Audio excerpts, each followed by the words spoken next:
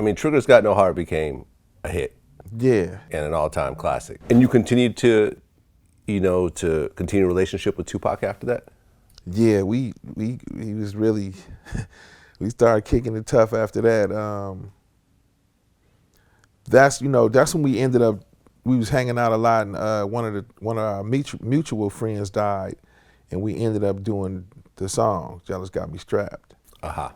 Yeah. Tupac continued to just get bigger and bigger. I mean, he did Poetic Justice.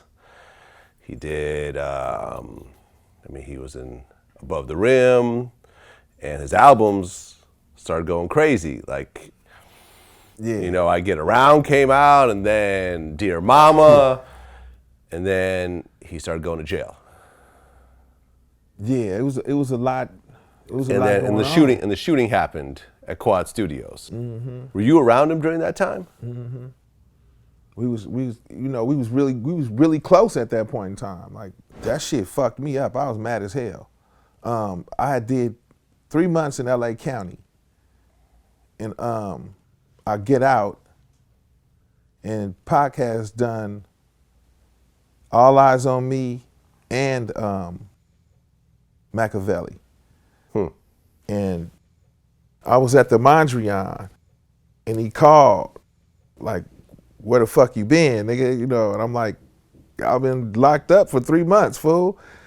He was like, "I'm on my way over there." So he came to the hotel, and that's when he started talking about everything. You know what I'm saying? We ended up going to his mom's house and chopping it up, and he started telling me, everything that happened in that elevator. Okay. What did he tell you? He said he went in there. He went to there do this song in the studio, and he said he got to the studio, at the bottom of the studio. He said it was niggas sitting all in the downstairs with newspapers and shit. He said it was like some movie shit. You know what I'm saying? He was like, motherfuckers was looking over their newspapers and shit like this. He said he figured something was kind of funny when he seen that. And he said he get in the elevator, and as soon as get in the elevator, and the dude run up in the elevator, he pull out the pistol, pull out a 45, and tell him to give him his shit. And Pac said, I didn't want to give up my shit, so I grabbed the nigga gun.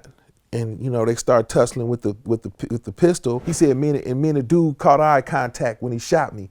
And then he said I just started holding on to the gun more, struggling with the nigga, and he shot again. And he said he kept struggling. Then he said he shot one more time, and he shot him in the nuts.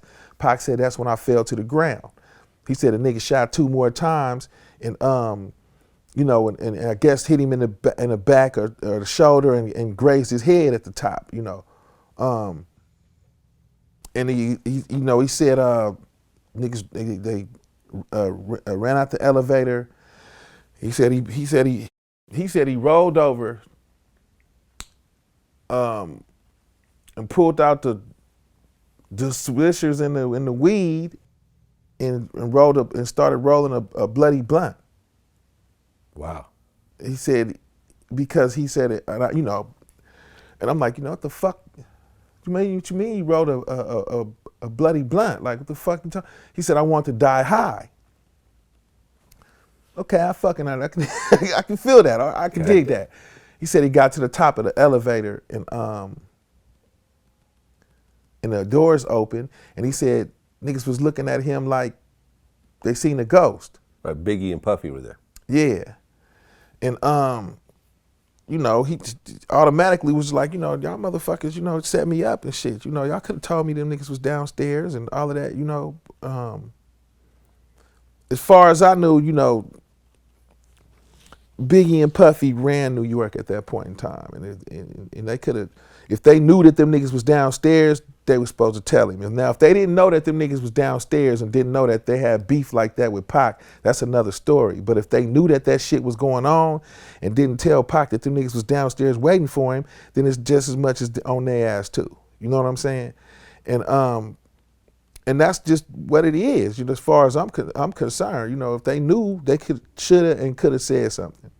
Yeah, I mean, and we don't know at this point whether they knew or not. Yeah, and I think Biggie had love for Pac, I really do, you know, because how could you not have love for Pac like that? You know, Biggie had love for Pac, but the dudes that Pac was kicking it with wasn't cool, and I'm pretty sure, I Haitian think Jack Biggie and tried to them, tell right? him, yeah, that them cats wasn't cool to ride with, you know what I'm saying?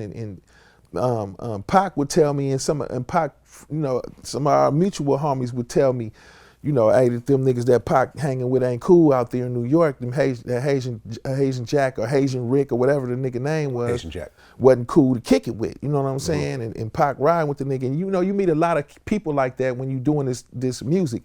I met a lot of cats, you know.